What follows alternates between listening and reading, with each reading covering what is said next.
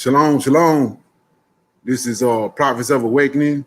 This is our August 19th, 2020.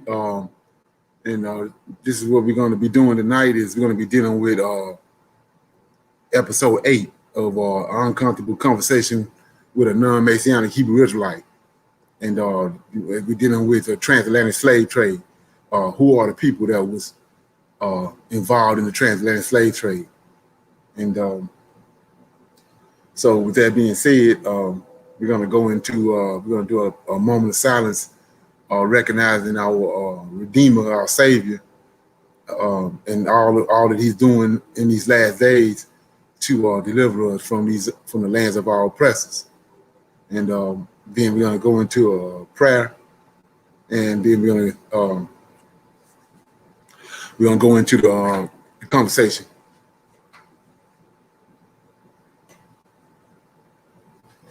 Okay.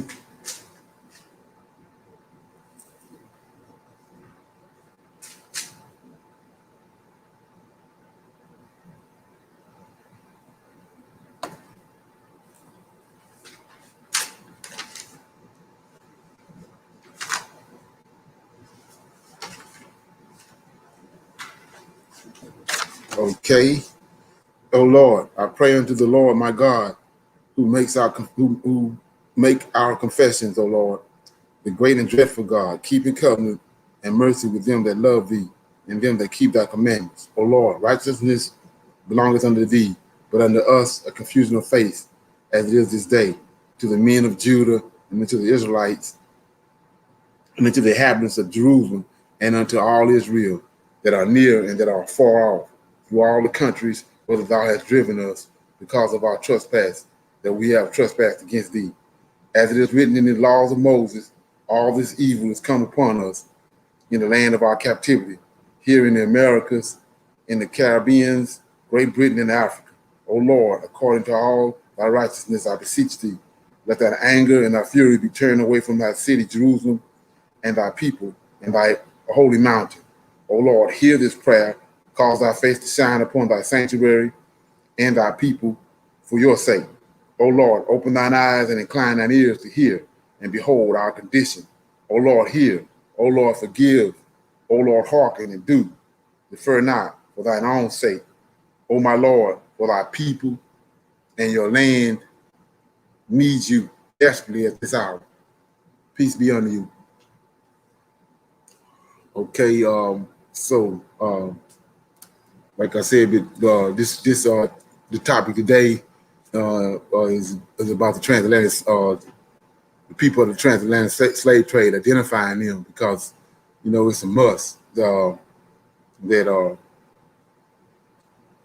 first of all, I want to say that I'm pleased to be back speaking to and exchanging information with you.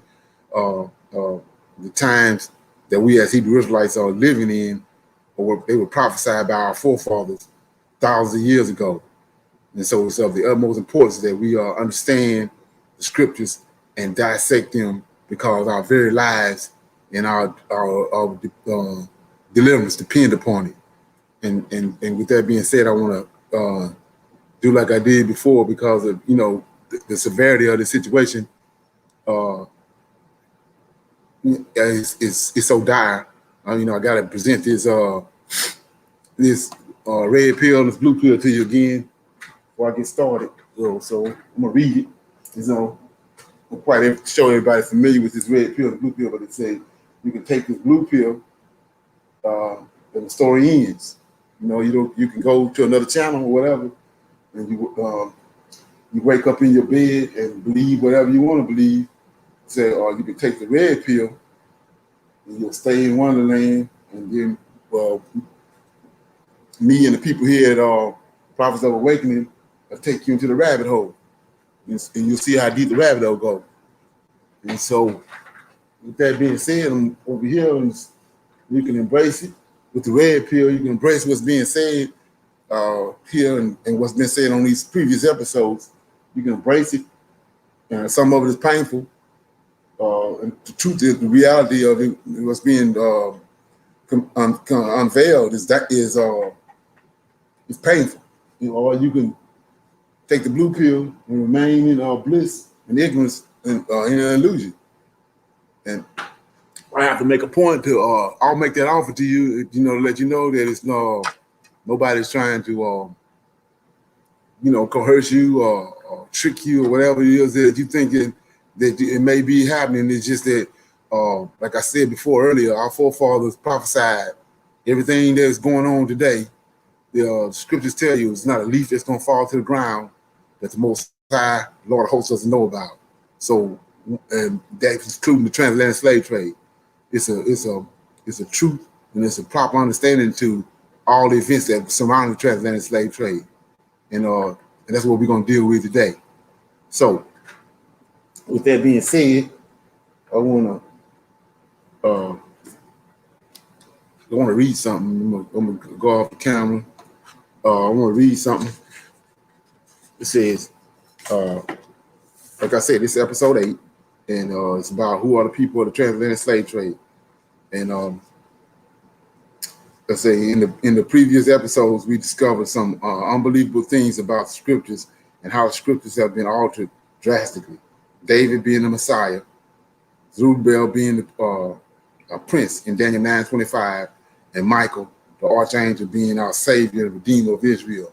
All these things is hard to fathom and hard to, factor in your mind and get it right. But, it's the truth of the matter. And like I said, it's been prophesied before. It's just coming to pass.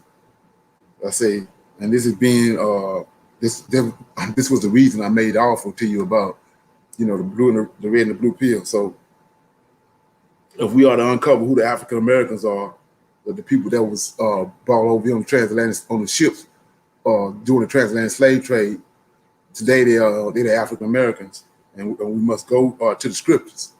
Like I said, the scriptures everything is in the scriptures.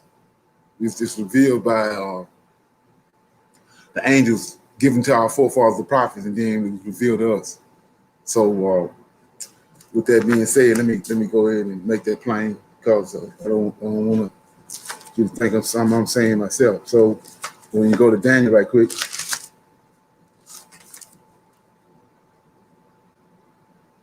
it's a book in heaven that these angels looking on, the book of life, and they come into the earth and they conveying it to the prophets, and then the prophets convey it to the Israelites, and that's where the prophecies come from. So I'm in Daniel chapter. I'm in Daniel chapter 10, verse 20, and what's happening is Gabriel. Daniel had a dream. Gabriel came to him to give him the understanding of the dream. And so in 20, he says, "Then said he, Know thou wherefore I come unto thee, and now will I return to fight with thee, fight with the prince of Persia, and when I am gone forth, lo, the prince of Greece shall come." 21, "But I will show thee that which is noted in the scriptures of truth." That's the book of life that's in heaven. And it says, "And there is none that holdeth with me in these things but Michael, your prince." So we see right here from the scriptures, it's nothing that I concocted or anybody on this line concocted, but he tells you right here, it's him, the archangel Gabriel, and his Lord, Michael, the archangel, is the ones that's looking on this book, and they bring this information down to the earth, to our forefathers, the prophets, and the Israelites, and that's how we get these prophecies. So if we're trying to discover who the people of the transatlantic slave trade is, then we go to the scriptures, and it's going to tell us who they are.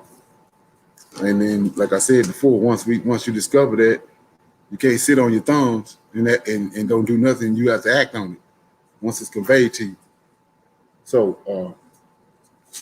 with that being said, I'm gonna move forward. It says, "The Lord of hosts delivered the Israelites from Egypt with a mighty hand, and he brought them into the land of flowing with milk and honey." That's the land of Canaan. It says, once they increased in wealth and knowledge, they forsook the Lord of hosts and started serving other gods. The Lord of hosts and the Israelites went back and forth for many generations until the Lord's anger came to a full, and he offered Israel an alternative. And that alternative is situated in Deuteronomy 28, verses 1 through 14, which consists of the blessings of Israel if they do right. This was given to them by the Lord of hosts. And verses 15 through 68, the curses was offered to them if they disobeyed his laws and his statutes and his commandments. And so the Israelites chose the latter of the two, which is they ended up they obeyed him, and they went away from him and started worshiping other idols and images. It says and he placed the curses upon the curses of Deuteronomy upon them. Okay, and then Deuteronomy 28.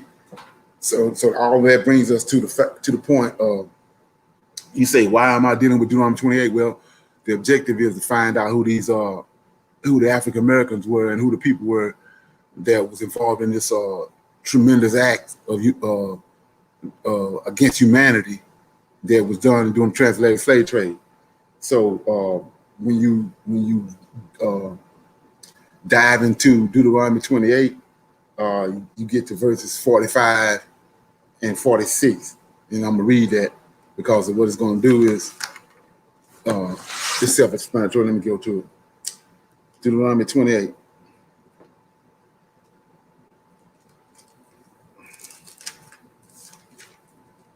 I'm taking a backdoor approach it's for a reason. So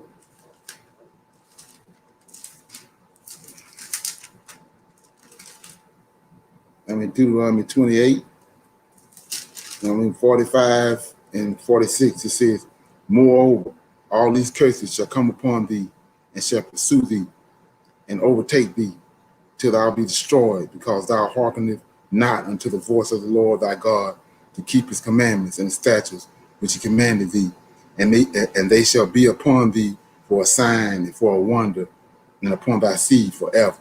So, like I was saying earlier, this book right here was given to us by our forefathers, which was given to them by these angels.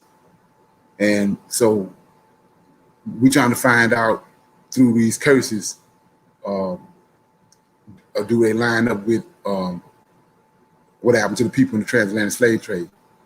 And so the Most High conveyed to Moses that if you're looking for the Israelites, whomever they are, if you're looking for them, these curses got to line up with who they are. These curses will identify who they are.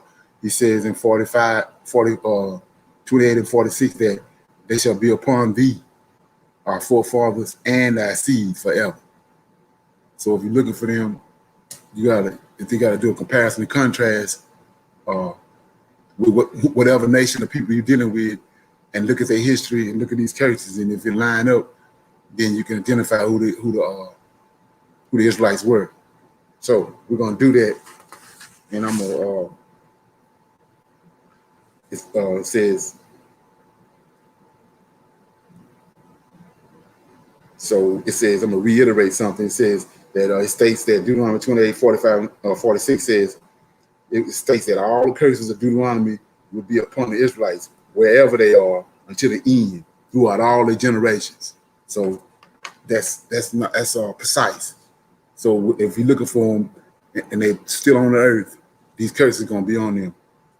So therefore, we at Prophets of Awakening are going to in this episode do a comparison and contrast to the Israelites of the Bible and the African Americans of the transatlantic slave trade, curse by curse.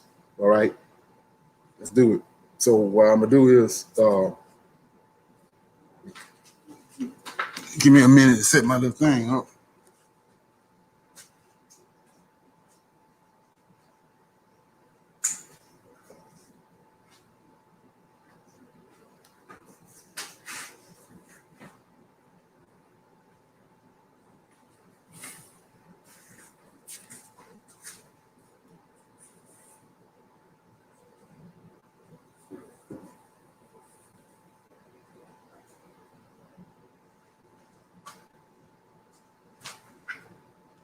Yeah, so like I said, I'm gonna read all the curses, and then we're gonna bump them uh, against the historical events and see if they line up with anything that has to do with the African American and what happened to him. So, with that being said, I'm gonna start reading. I'm in Deuteronomy chapter 28, and what happened is Israel kept sinning against the Most High, and they were at Mount Sinai, and the Lord of hosts had Moses to give Israel an ultimatum in Deuteronomy chapter 28, and verses 1 through 14. He says that if the commandments and the statutes and the judgments that was given to them in Mount Sinai, if they adhere to them, then he lists a series of blessings that they will receive.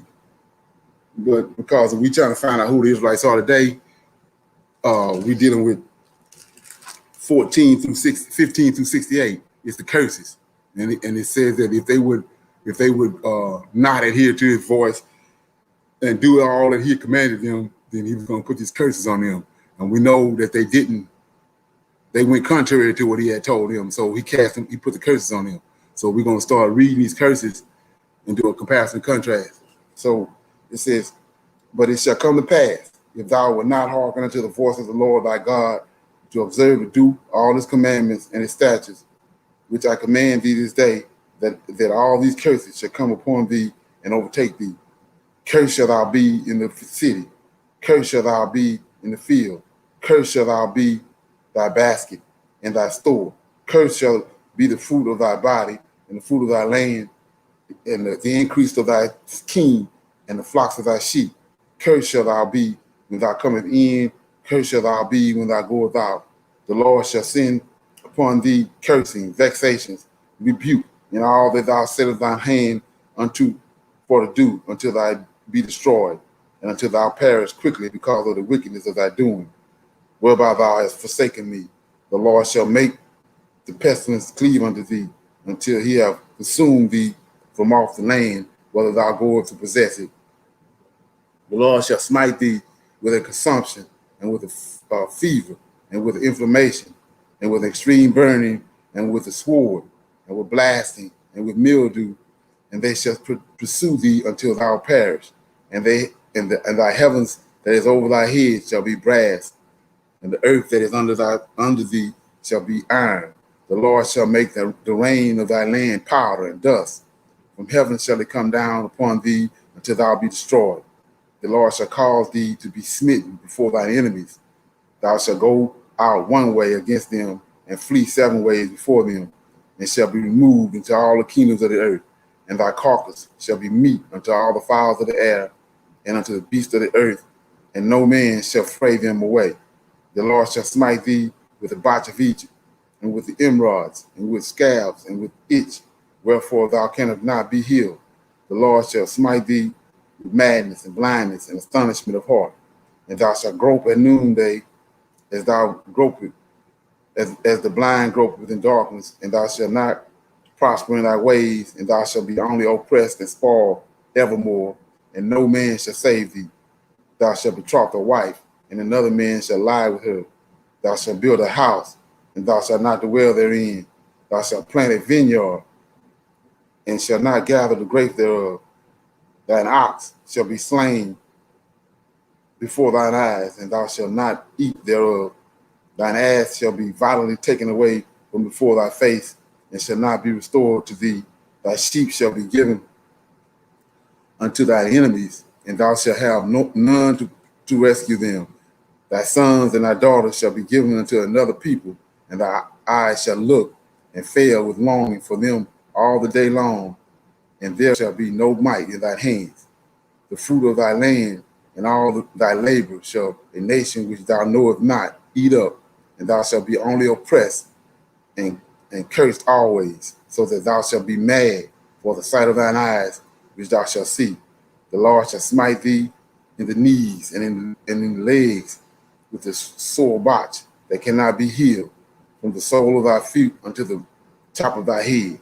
The Lord shall bring thee and thy king, which thou shalt set over thee, unto a nation which neither thou nor thy fathers have known, and there shalt thou serve other gods, wood and stone, and thou shalt become an astonishment, a proverb, and a byword among the nations, whither the Lord shall lead thee.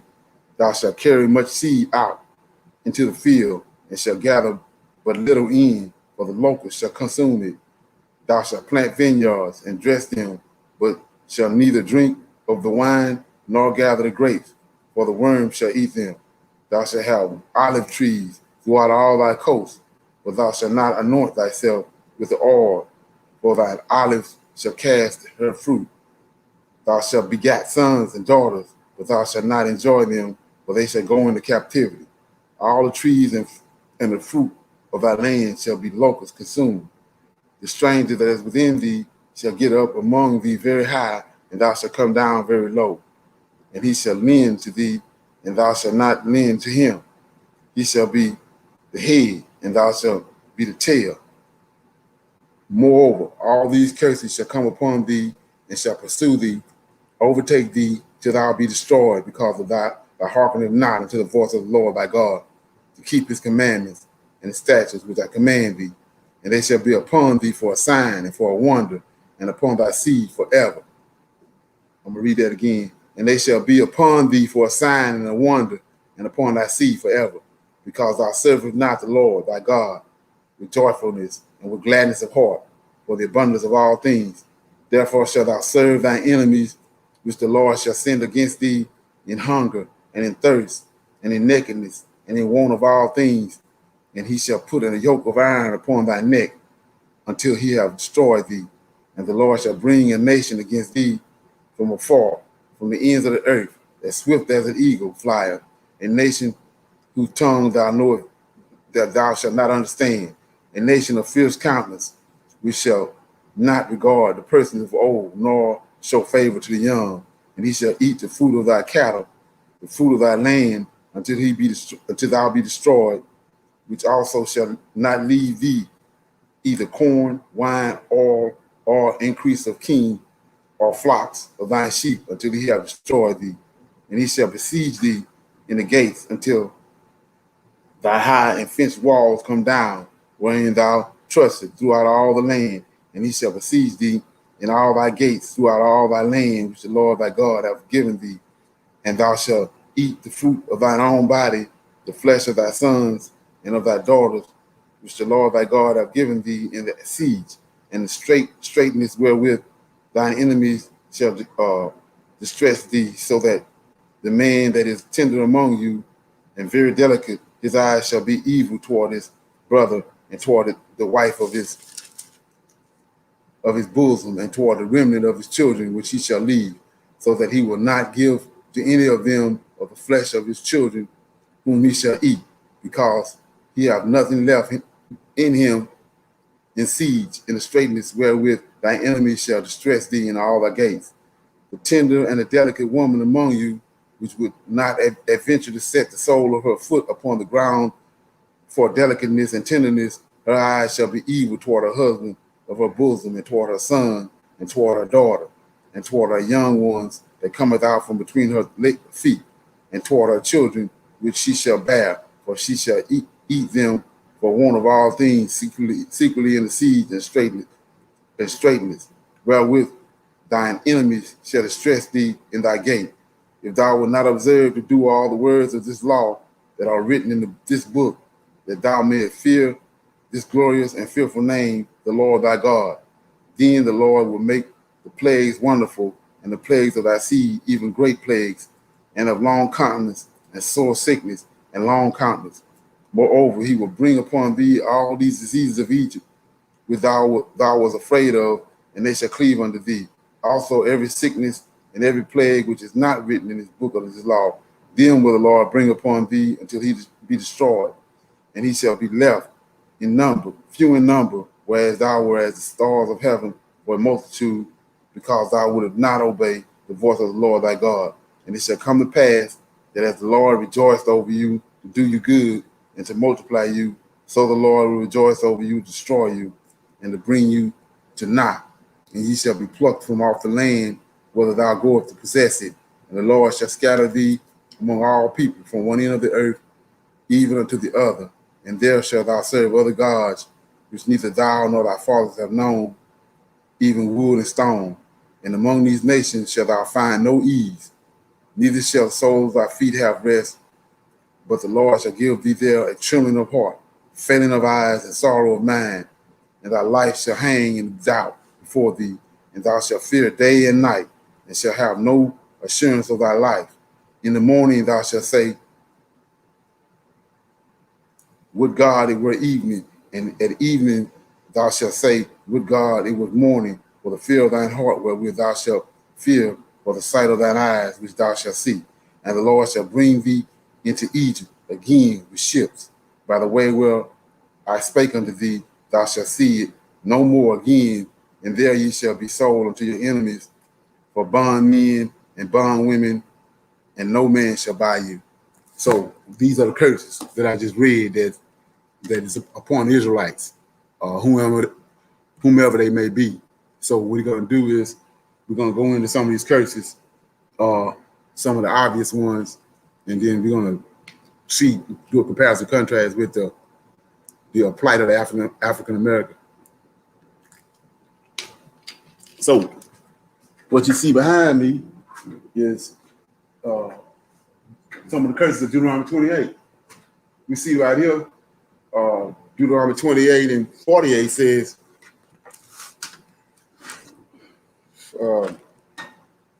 28 and 48.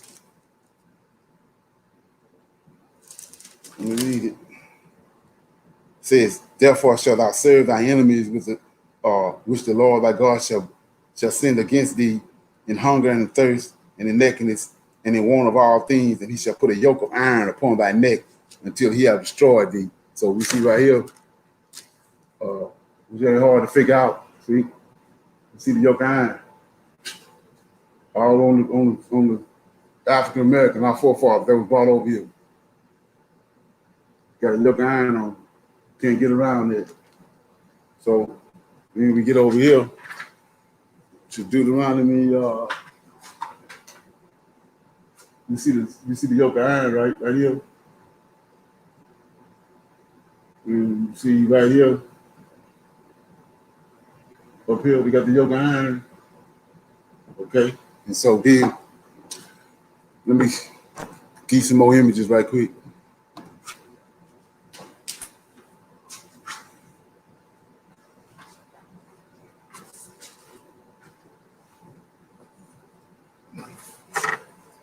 Like I said, by the time we finish with these images, we're going to see exactly who Children of Israel is.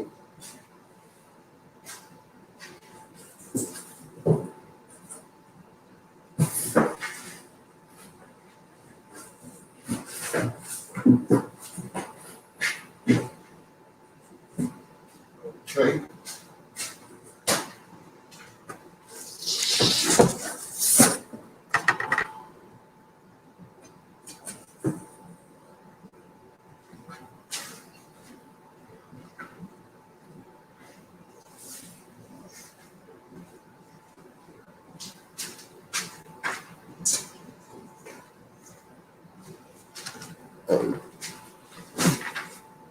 Okay, so right here, you see right here, it says, it's Deuteronomy 28 and 68. It says, and the Lord shall bring thee again into Egypt, again with ships. By the way whereof I spake unto thee, thou shalt see it no more again, and there you shall be sold unto your enemies for bondmen and bondwomen, right? So we see right here that Egypt is house of bondage. So they was in the house of bondage in Egypt, in the land of Egypt, that's not the name of it. They call it Egypt because it's related to the story that happened to the Israelites, but the name of the land is Mizraim.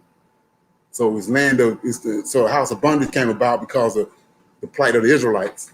So we see right here, this Deuteronomy 28, and we see that surely, indeed, we came over here in the bottom of slave ships. Just like I say right here, our forefathers came here, they go to ships. See? And then we see right here, ships, how they was loaded on the ships. Right here, it's Deuteronomy 28. And then also, a lot of people don't know, there's this is manifestos. This is one of the manifestos. This is the smaller ones. But you go to manifesto and you got what you begin to find out is that these people knew exactly who we were when they brought us over here. So it's not they in a state of shock right now because we found out who we are. But they knew from the beginning, you know, and they deceived the whole world. They knew who we were because if you look right here, these are the people that was on the manifesto. They got Hebrew names. All these names is Hebrew. Ghana, Edipia, Onia, all these names is Israelite names. And then they get over here, they change the names when they got them over here. So they knew the people who came here, got off the ships with these names, everybody would knew who they were. But they changed the manifesto. Let me get another one that's a little larger than that.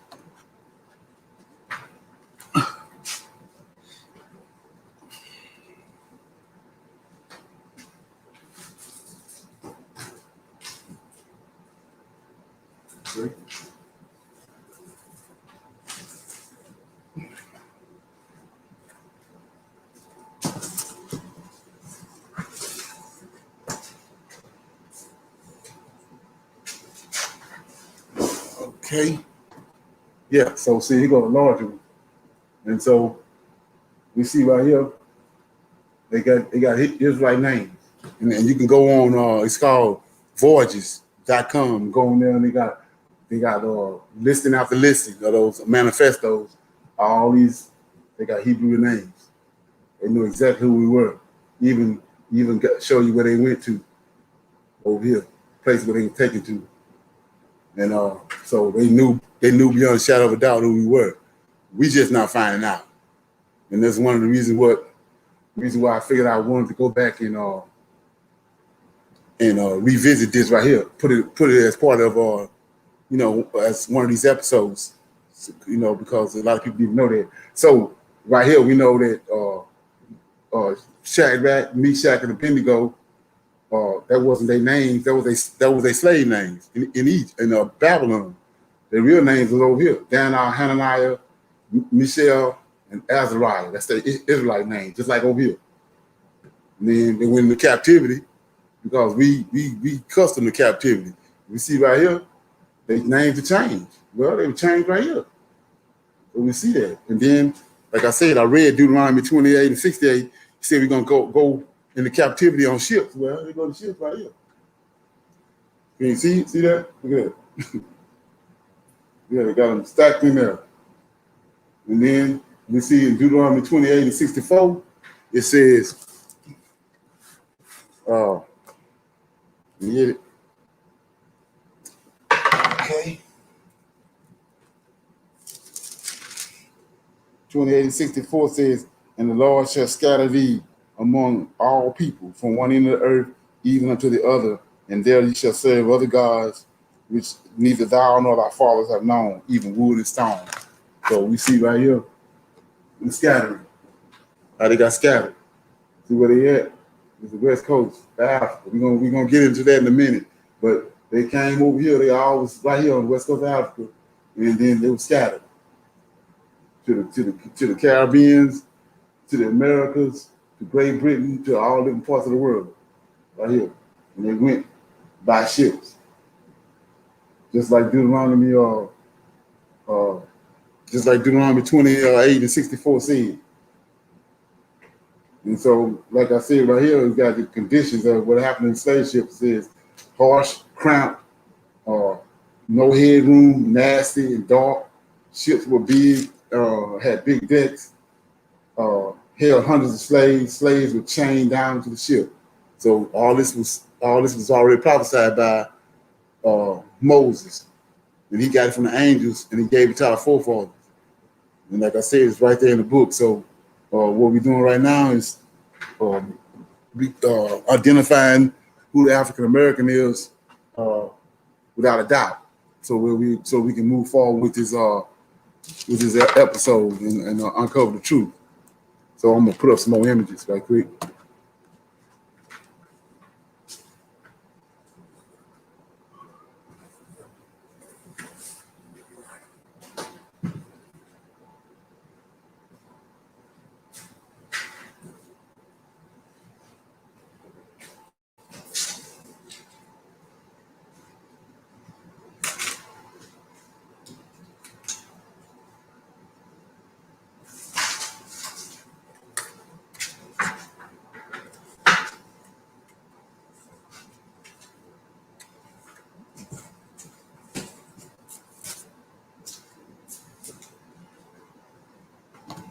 Yeah, like I said, it says, I'm gonna read this right here. It says, in the Lord, so you can see it beyond a shadow of a doubt. And the Lord said, the Lord will take you back to Egypt in ships by the way which I said to you, you shall never see it again, and there you shall be offered for sale to your enemies as male and female slaves, but no one will buy you. That's Deuteronomy 26:8. There we go. We see the ships. See the ships. We see them over here. So I wanted to nail that down because, like I said, you can't apply this curse right here, 28 and 68. You can't apply it to nobody else. We own that because you see it right here. So we see that the African American own that 64 and 24 and 68. So let me get some more images. So bear with me.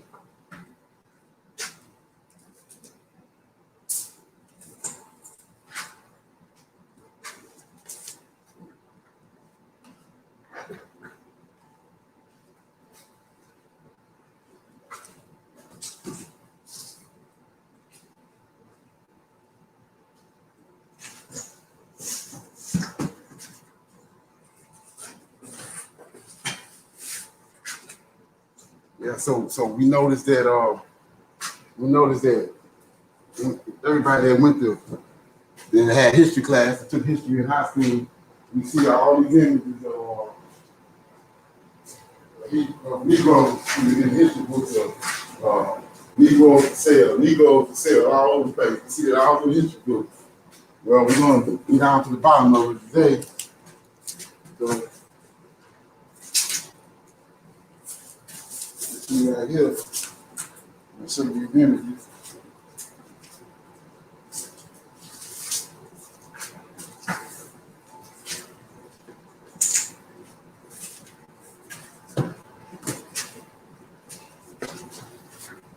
Here we go right here.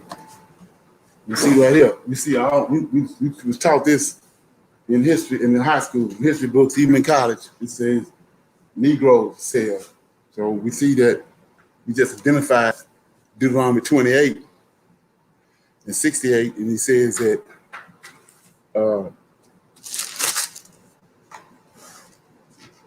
and the Lord shall bring thee again into Egypt, again with ships. By the way, there where I spoke unto thee, thou shalt see it no more again, and there you shall be sold unto your enemies for bondmen and bondwomen.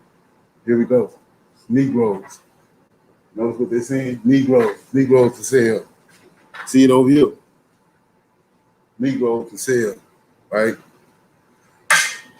Put up some more images.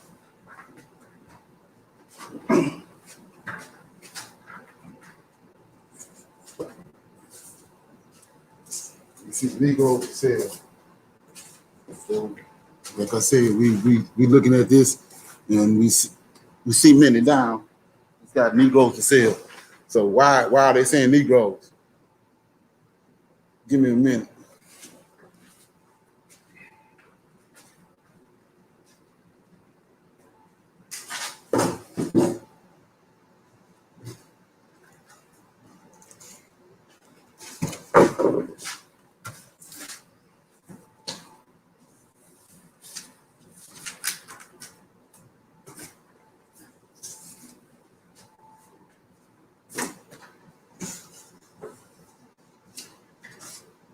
So it says, why I'm asking the question, why is they saying Negroes to sell? Because where they got them from right here. They got them from Negro land. See that? Negro land. So where is this Negro land at? Right here.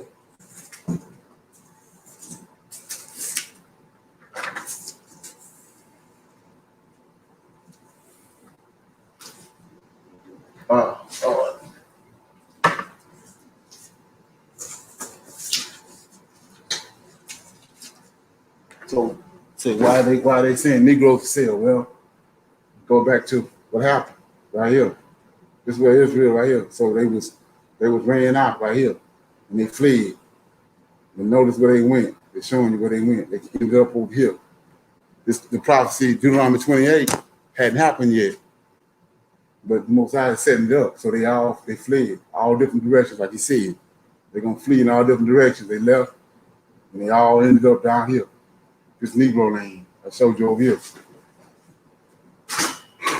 See right here, Negro land. There it is. They're showing you on the map.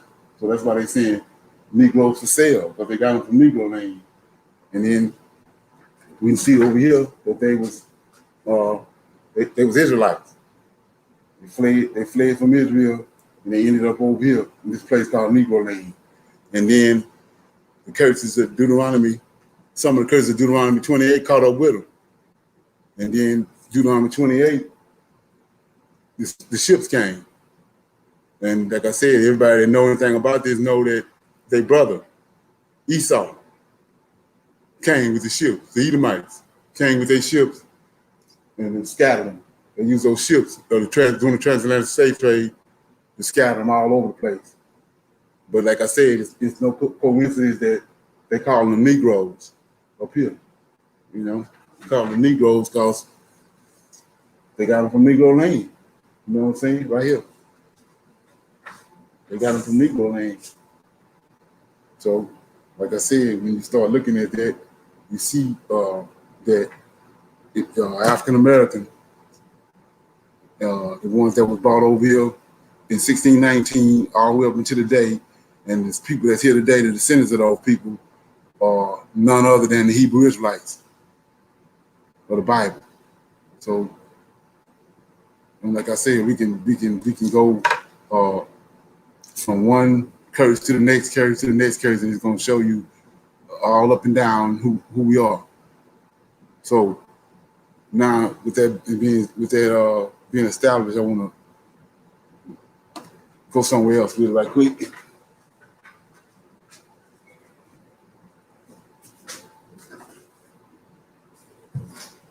So you say, who are these people you're talking about? What's the significance of what's so big about that? We're gonna look at this right here real quick.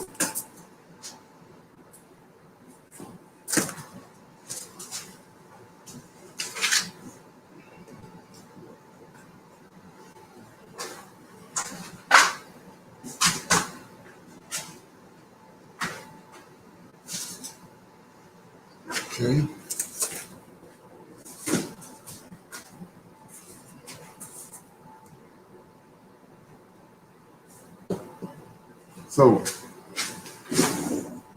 So now that we established it, now we gotta go back to something that was revealed a little earlier in one of the previous episodes. But so you say, who are these people that that you call African Americans? Well, they had a forefather called Jacob, and his name was changed. We're gonna look at it right quick. The Genesis chapter 32, right quick. I'm gonna read it. I'm doing a little backtracking so I can make it plain. So it says, Genesis chapter 32 says, in 24, and Jacob was left alone, and there he wrestled a man until the breaking of day. And when he saw that he prevailed not against him, he touched the hollow of his thigh, and the hollow of Jacob's thigh was out of joint as he wrestled with him. And he said, let me go, for the day breaketh. And he said, I will not let thee go, except thou bless me. And he said unto him, what is thy name? And he said, Jacob. And he said, Thy name shall be called no more Jacob, but Israel, for as a prince has thou power with God and with men. So we see right here, the father of these Israelite people, which is 12 tribes. His name was Jacob, and he wrestled with his angel. He strove with him. He strived with him. So when you understand that, that's what happened with us. At least how we got over here. The same characteristics that he had, he possessed. It was conveyed to his children. And the whole time that Israel was a nation, they strove with their make. They strove with their Lord. They strove with the Lord of hosts, just like their father did. Okay, so where does the Hebrew come from? We go to Genesis chapter.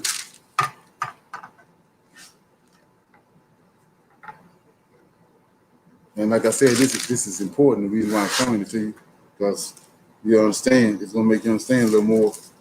So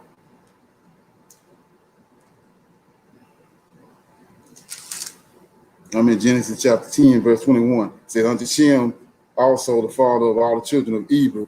That Eber means Hebrew, which means those who crossed over. It says, the brother of Japhet the elder, even him were children born. The children of Shem, Elam, Asher, Arphaxad, and Lud, and Aram. And the children of Aram, Uz, Hug, Gezer, Mesh, and Arphaxad begot Shelah, and Shelah begot Eber. And unto Eber were born 2 sons, and the name of one was called Peleg, and the name of the other was Joktan. So Eber means he who crossed over right here. Next, you say crossed over what? They crossed over the great flood that came. Noah and Shem and the people that the Most High had them to gather. He put them on the boat, and Noah and Shem was Hebrews, because they crossed over. And the people that got on, when we got to the other side after the water receded, they were Hebrews, because they had Noah and Shem knew what happened before the flood and what happened after the flood.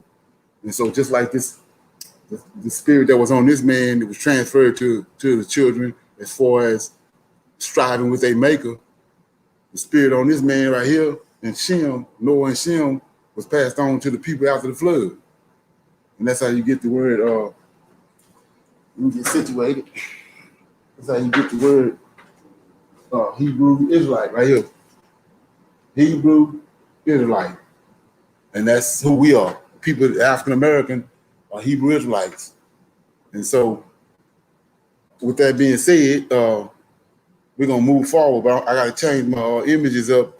But I'm gonna open up for a little Q&A. Anybody want to inject anything in it or ask any questions while I'm doing that? They can.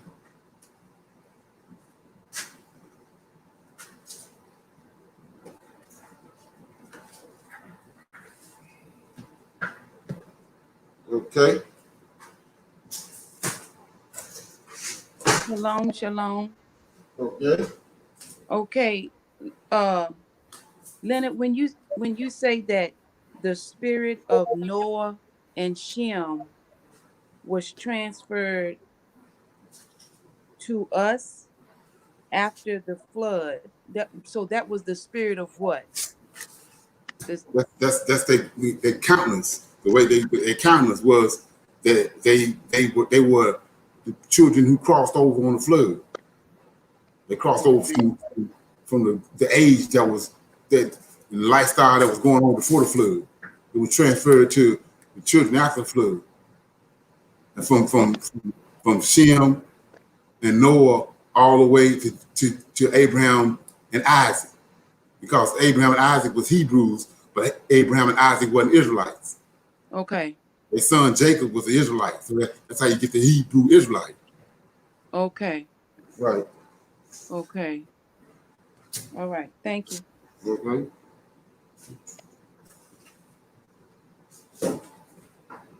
Okay. Anybody else?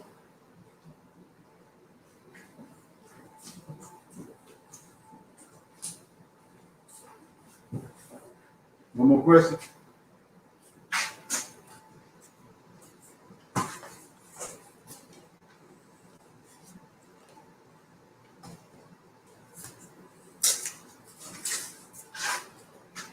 Okay. these images right here, what I'm bringing out now is they just put two cement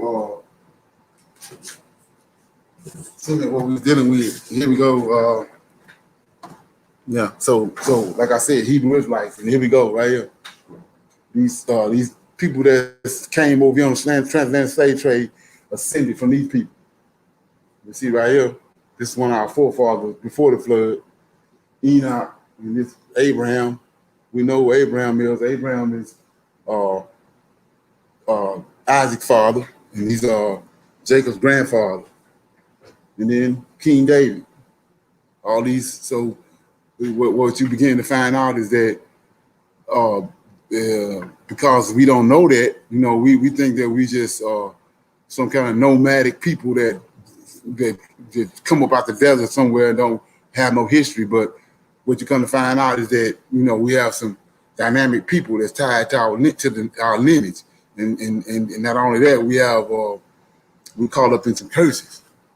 So it's not that we are a foolish nation or disoriented.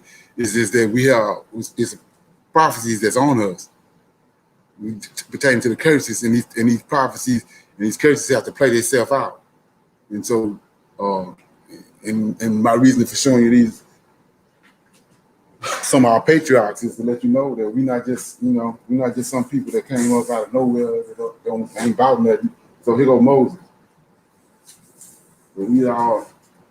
These some of our ancestors, and then everybody that if you over 12 years old, you know all these people are, and these are people that's bigger than light, and they came forth from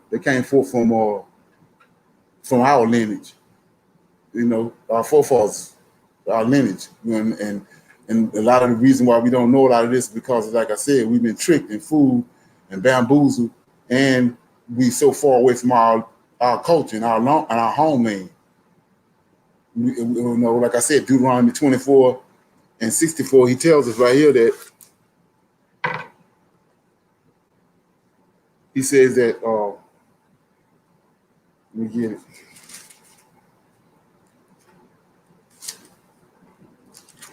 And 64, and the Lord shall scatter thee from among all people, from one end of the earth even unto the other end, and there shall serve other gods, which thy fathers have, which neither thou nor thy fathers have known, even wood and stone. So he said, from one end of the earth even to the other end of the earth. It's a mass area. So that means we all over the place. And so that's the reason why, because of that, we don't know this. But like I said before, he proclaimed to us that he was going to help us in the last days, and that's where we at right now. The reason why you seeing this stuff right here, and you hearing it all over YouTube and all over the place, because of he's adhering and he's dealing with a promise that he made to us. And I'm gonna read that right quick.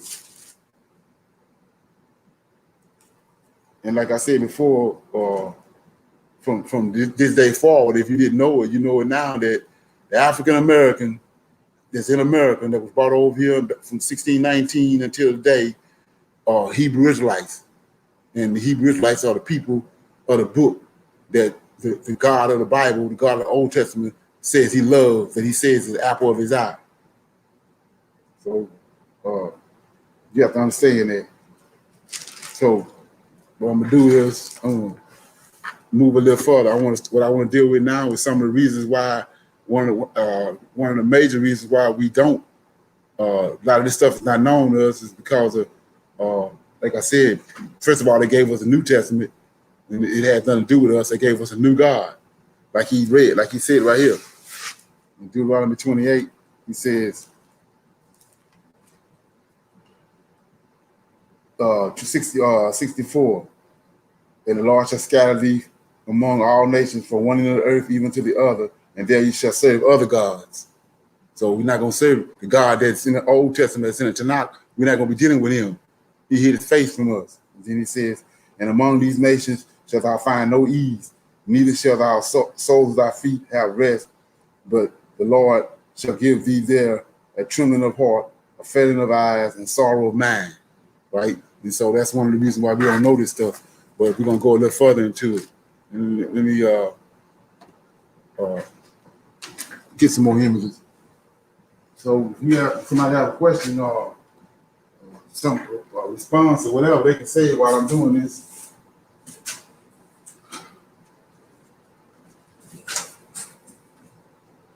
Right. So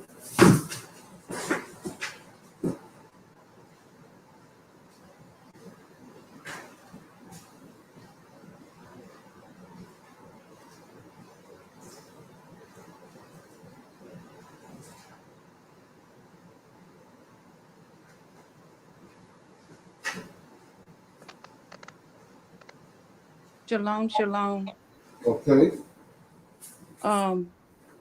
I just wanted to say that what a what an awesome thing to come to know that we ascended from such a great lineage of people, the people, the men in the Bible that obeyed the Lord of hosts uh with everything that he told them to do. Moses, everybody all over the world knows about Moses and Right. Noah, and those are our, like you say, those are our patriarchs, Right. and we came forth from them. Right. And you said a statement that you said we are the people of the Tanakh. Right. That's We, major. That's really major. right. You Yeah, know, we to say, ascended from these people. yeah, Right. So, like I said, we are the same. They great. I mean, we great. yeah. We have their DNA in us. But that's been hidden from us. But like I said, he said he was gonna help us in the latter days. This is where the help is. But the information that's being brought forth right now, like I said before, it's uncomfortable, and some of it's hard to believe. But when you zero in on it and do your research and do your due diligence, you come to find out that it's indeed the truth. Mm-hmm. Yeah. So yeah. And then one last thing is, we are the people that the Lord of hosts promised to come back and help. Right. Exactly. If it wasn't for him, we would go away into oblivion because they had us snowed in, but he had promised that he was going to help us. Mm-hmm. So Mm-hmm. we know one of the reasons why right here, why we didn't know these things, because like I said, they've tampered with our records drastically. So what you see right here is okay. We're gonna we're gonna open the screen. Yeah. So we see right here, this guy is Antioch Epiphanes, right? And so you say, who is this? We're gonna read it right quick.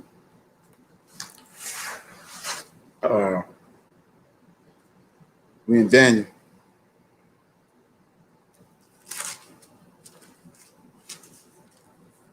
So some people may not never heard of him, but you're gonna find out who it is tonight. So it says right here that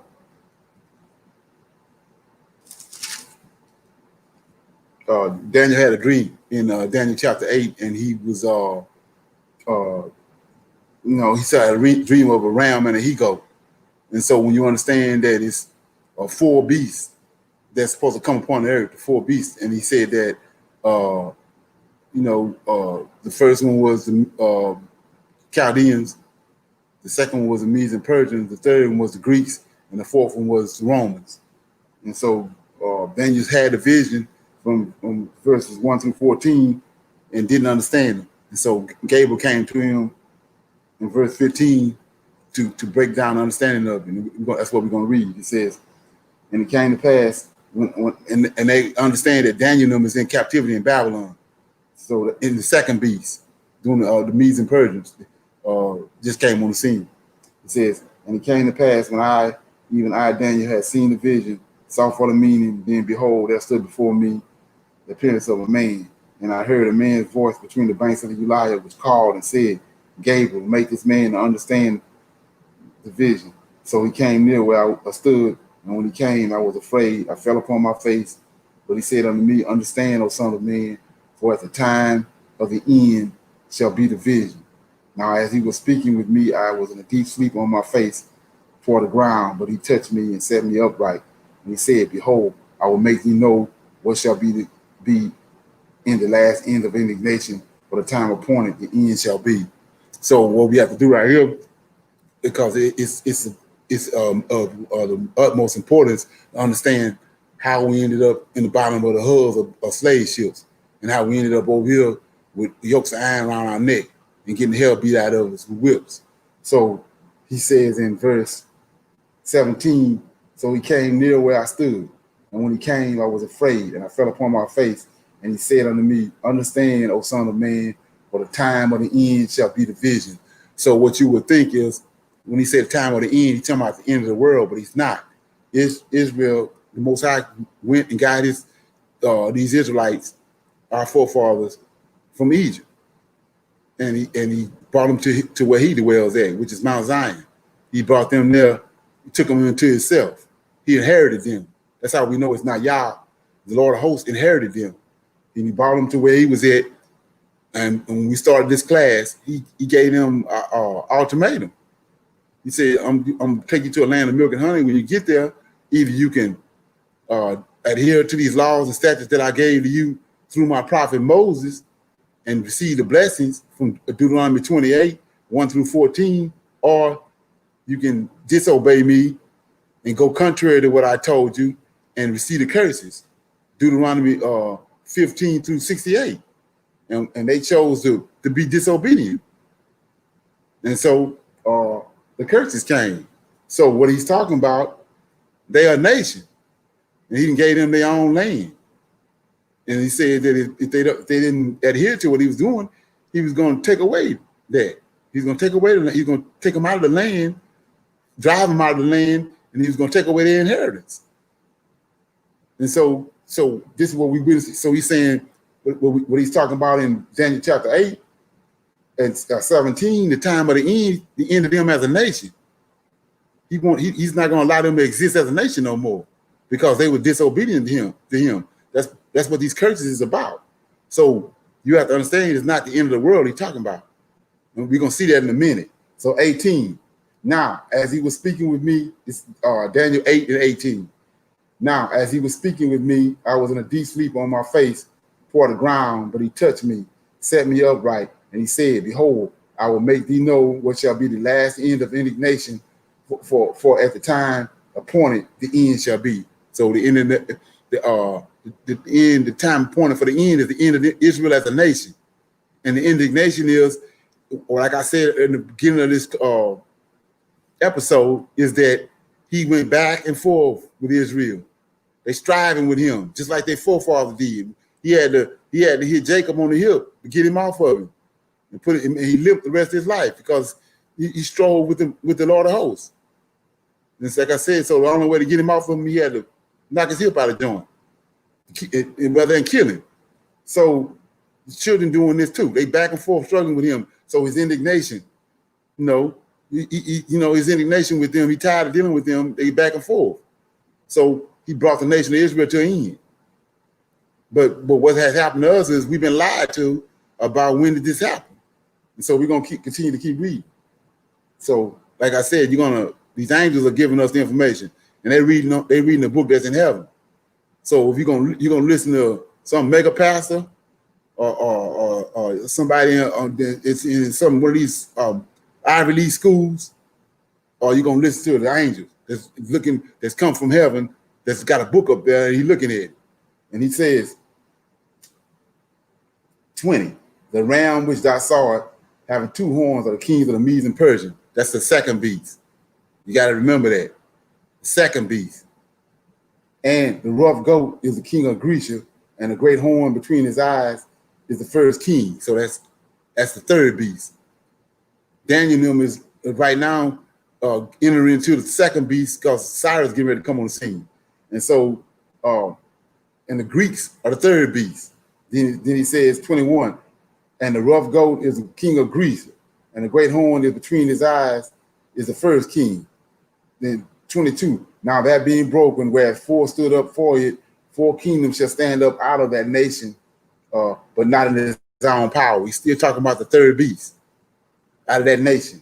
23, and in the latter time of their kingdom, the third beast, when the transgressors are come to a full, a king of fierce countenance, understanding dark sentences, shall stand up, and his power shall be mighty, but not by his own power.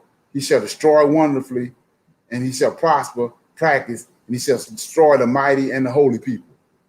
Israel is a holy people. We just read up here in verse 18. Now, as he was speaking with me, I was in a deep sleep on my face toward the ground, but he touched me and set me upright, and he said, behold, I will make thee know what shall be in the last end of indignation, the time upon the end shall be. So it's the holy people. He's going to bring the holy people and a nation and a culture to an end. It's not the end of the world, but it's going to happen. This king of fierce countenance is in the third beast. And it's going to come, and he says it's going to come to an end. Well, who is this king of fierce countenance? Here he is right here.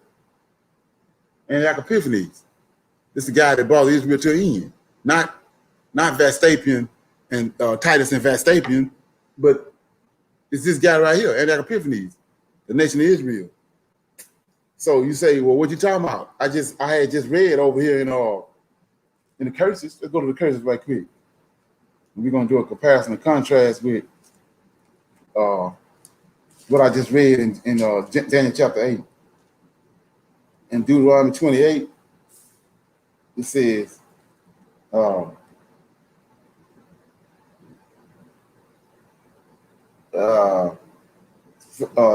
curse, Deuteronomy 28 and 55, so that he will not give to any of them the flesh of his children whom he shall eat, because he have nothing left of him in the siege and in the straitness wherewith thy enemies shall distress thee in all thy gates.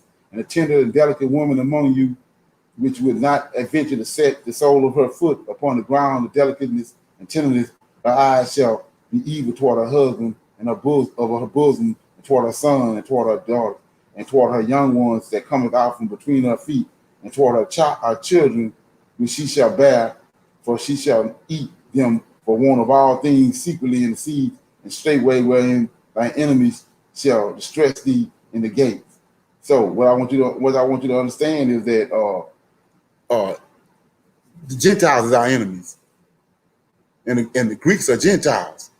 The Greeks and the Romans are Gentiles. So I wanted to connect that dot for you, but let me find what I was looking for. It says,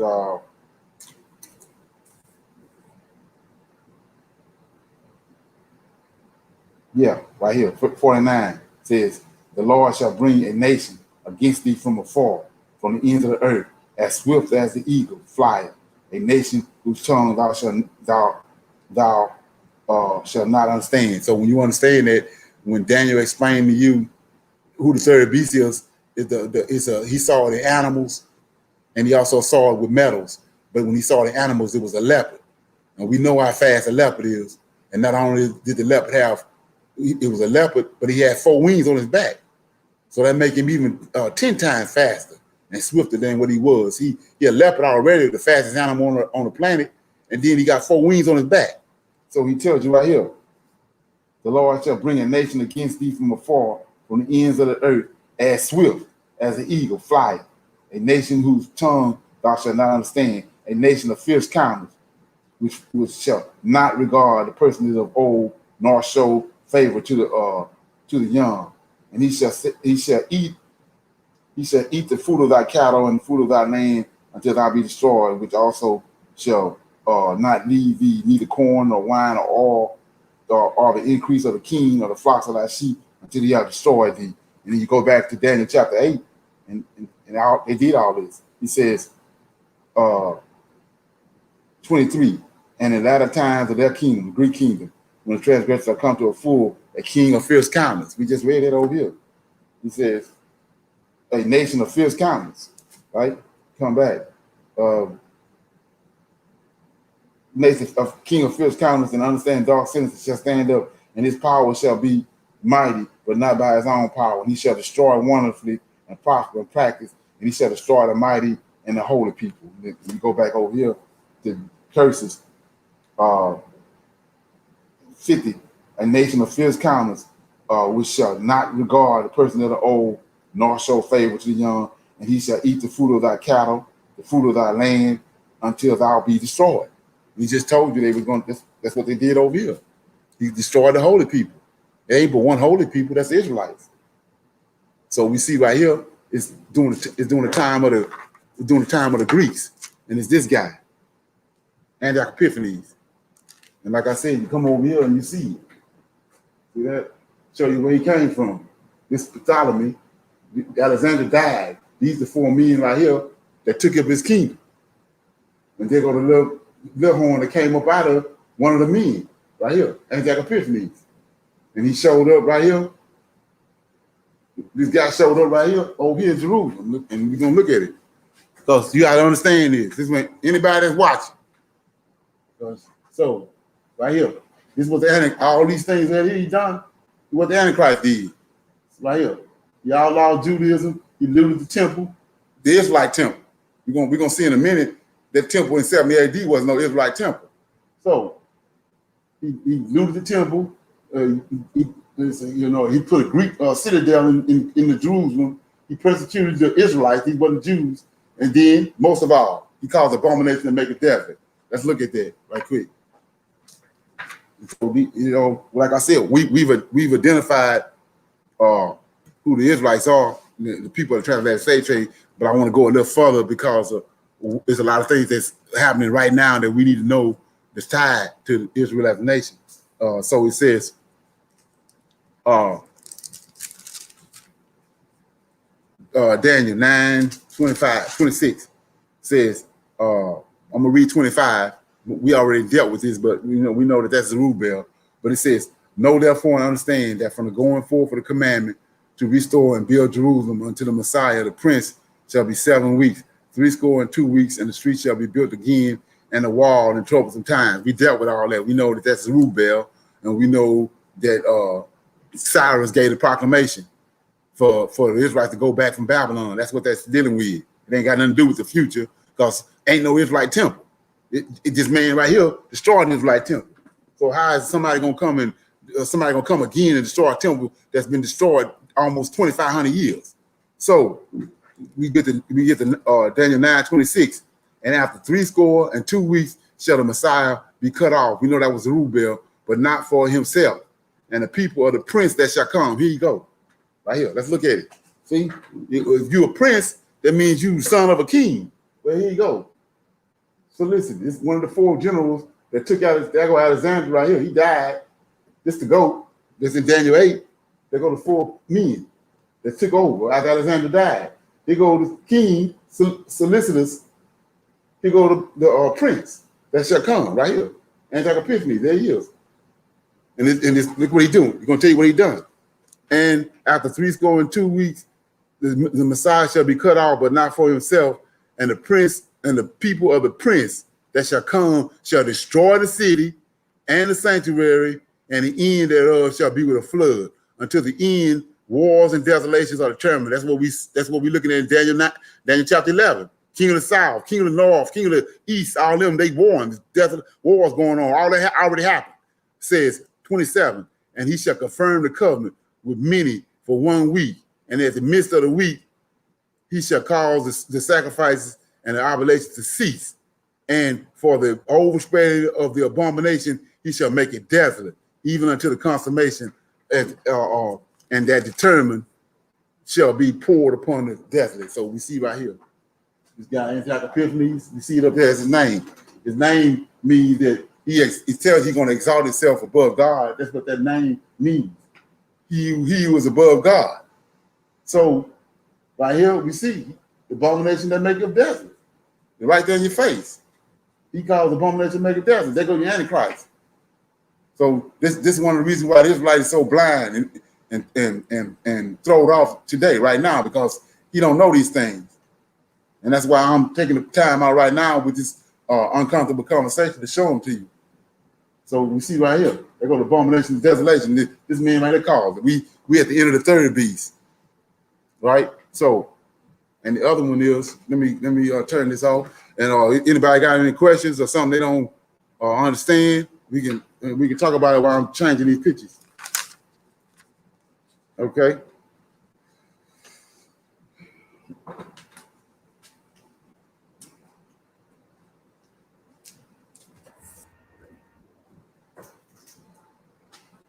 Okay.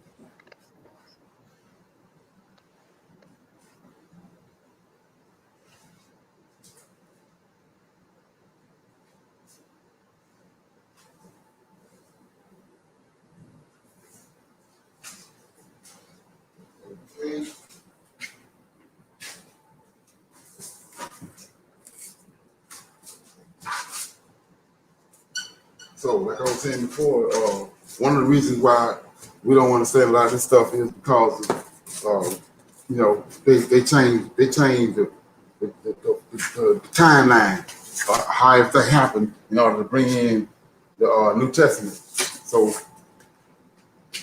I'm gonna show you something right here. I showed you that the Antichrist already came. Now I'm gonna show you that what temple was this? This Antioch Epiphanes destroyed the Israelite temple when it was explained to Daniel by Gabriel that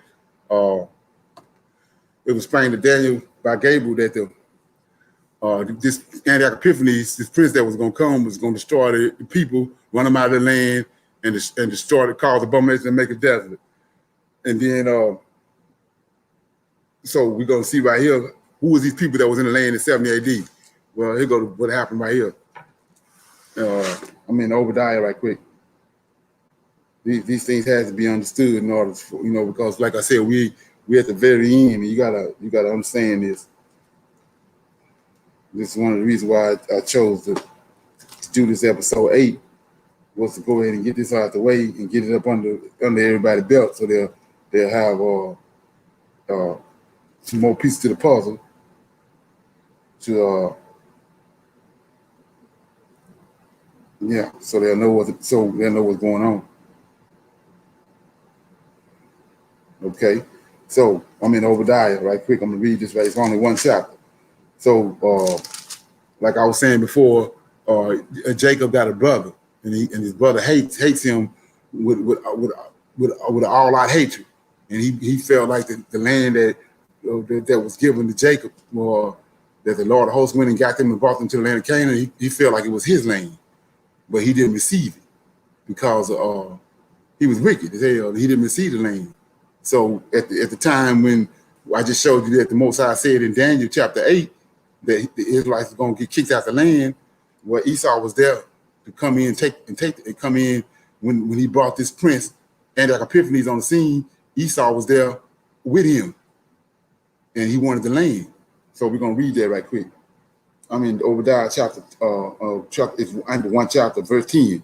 It says, first of all, he lets you know who it is that stole the land. He says in verse 5, if thieves came to thee, if robbers by night, how have I cut off? Would they not have stolen till they had enough? If grape gatherers came to thee, would they not leave some grapes? How are the things of Esau searched out? How are his hidden things sought out? That's what the average Israelite don't know. That's what I'm conveying to you today. So the Most High, he asked the question, somebody stole something, and then he says why they stole it. And then he goes to Esau. So we get down to verse 10.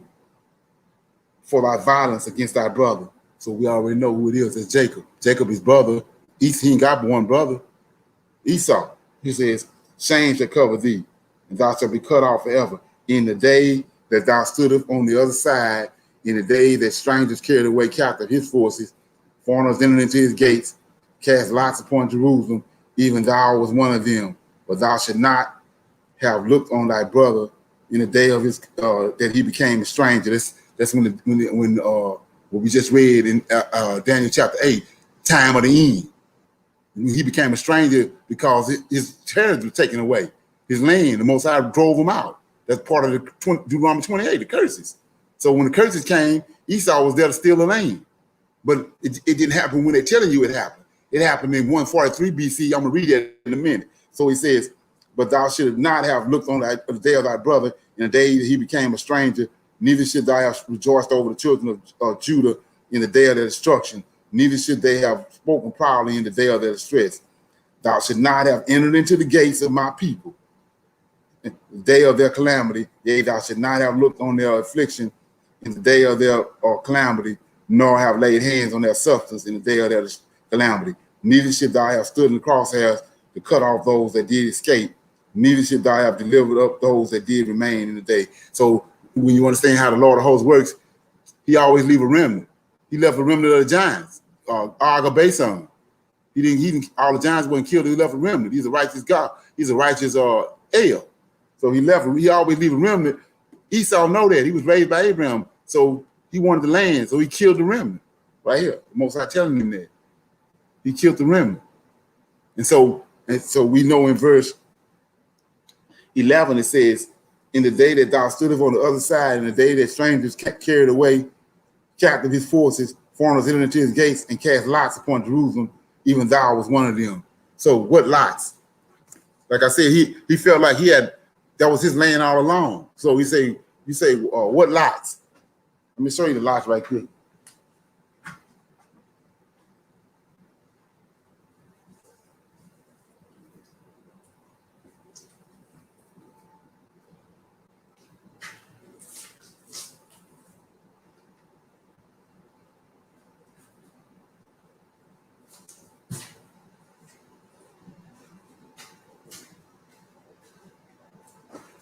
It's the lots right here.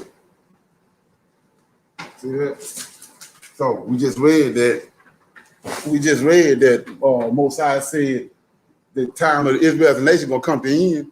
A prince was gonna come and destroy the sanctuary and the sanctuary. And Epiphany did that. He go to Lot when they came in from Egypt.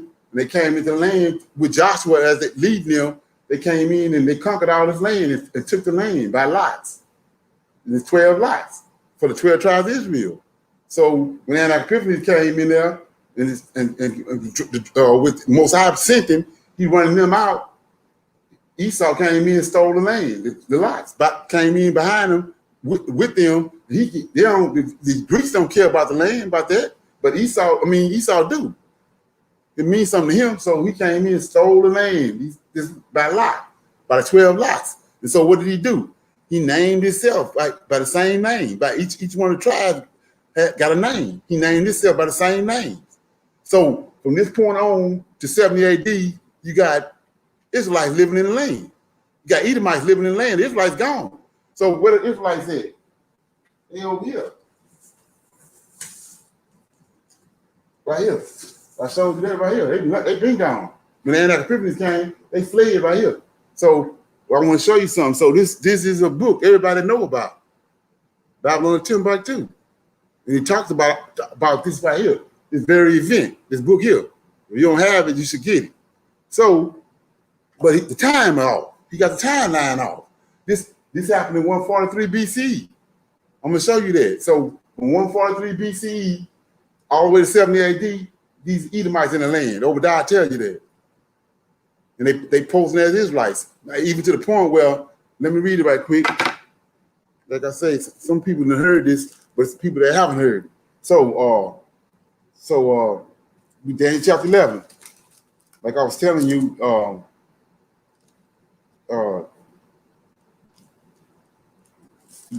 Daniel chapter 11 is already happened. They ain't talking about nothing in the future. These king of the south, king of the north, all that. Those are the four generals from Alexandria, and they dead, but they descendants. They received land from the Greek kingdom was divided into four parts: south, south, north, east, and west.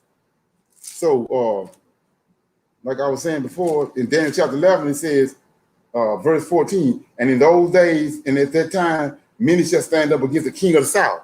That's what I'm trying to tell you. Let me show you that right quick. I'm gonna make it plain. Let me get it right quick.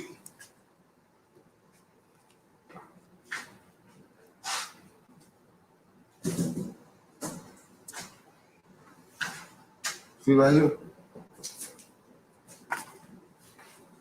Say the king of the south. See that? Four generals took Alexander's place. This is Ptolemy is from the south. He took Judea and Egypt. He's the king of the south. You got the king of the north. You go to the other three. So that's what he's talking about. So it's not this. You can't read Daniel chapter 11 in a futuristic format. You got to read it. It's already happened. And so we're gonna see that right here. Verse 14, 11 and 14 says, and in those times there shall many stand up against the king of the south. That's this guy right here. Right? And then it says, king of the south, also the robbers of our people. Well, Obadiah just told you robbed Israel. The robbers of our people. That's the Esau. And look what he done. Our people shall exalt themselves and establish a vision, but they shall fall. What vision? Solomon built the temple. And Zerubbabel built the temple. So what they do? They picked the vision up, and Herod built the temple. So they want you to think that it was just it was Israelites there. There wasn't no Israelites there. None remained. No Israelites there. They killed the remnant. The Most High always leave a remnant for the Israelites to let them know that he's going to bring them back. But Esau killed the remnant. So there's no Israelites there. It's all Edomites. And they picked the vision up. Daniel chapter 11, 14 tell you that. And they built the temple. That's the temple that Titus and Vespasian destroyed in 70 AD. And so, like I said before, when you understand that in 143 BC, I'm going to show you that right before I close. In 143 is BC is when these Israelites left. And they went to the west coast of Africa, which is Negro land. And they was there until the slave ships came, fulfilling Deuteronomy 28 and 68, and brought us over here. We were scattered, part of the curses. But the Edomites are still in the land, living in it. They stole it by a lot. Then when Titus and Vespasian came, these are the Israelites, these are the Edomites that was in the land. Right here, Israel. This is where they went. See the route? It's like night and day. I'm showing you over here where the Israelites went. And this is where they went. They in Israel. See, we in Israel.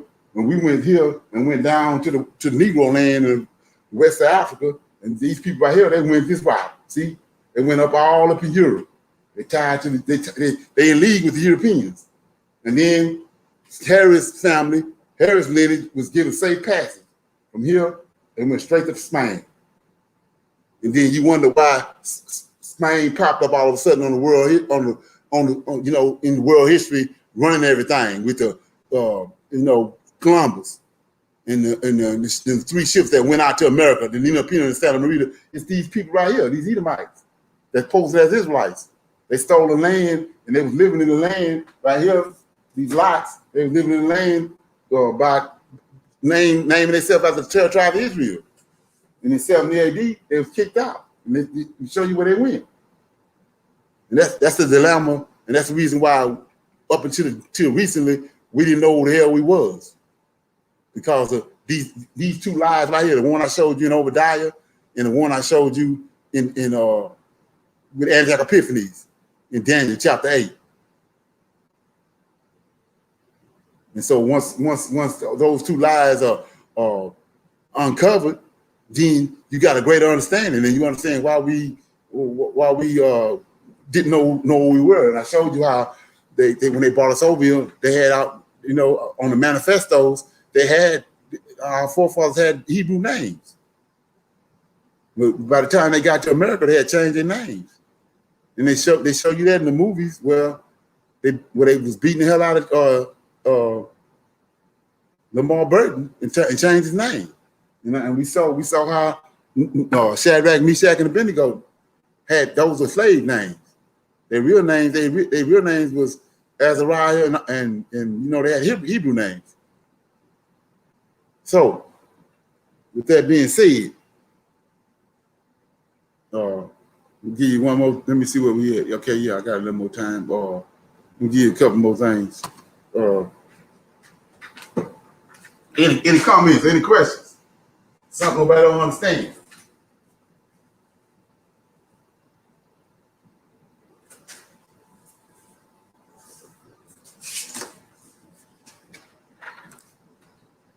No questions.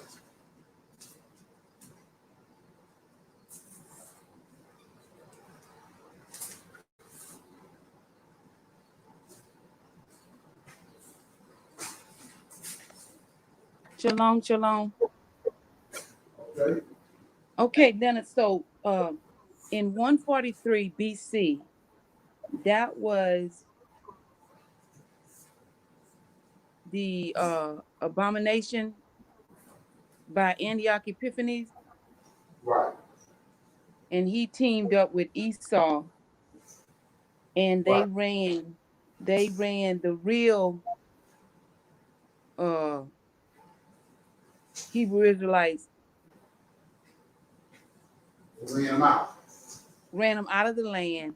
And is Right. at that time that's when they went to the west coast of Africa? Right.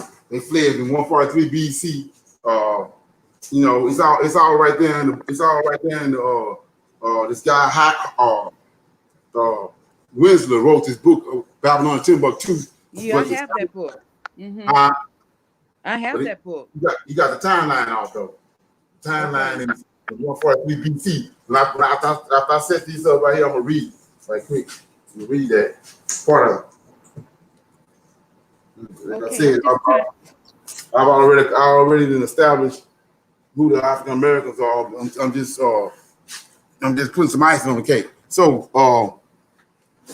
when you go to let me get it right quick. Okay. Apocrypha.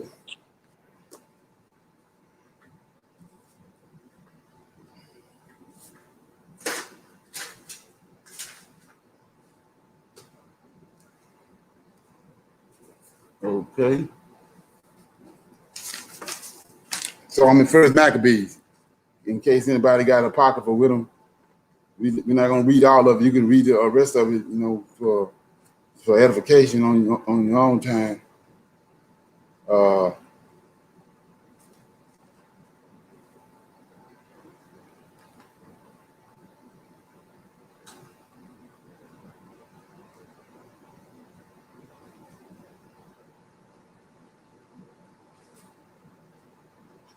Here we go.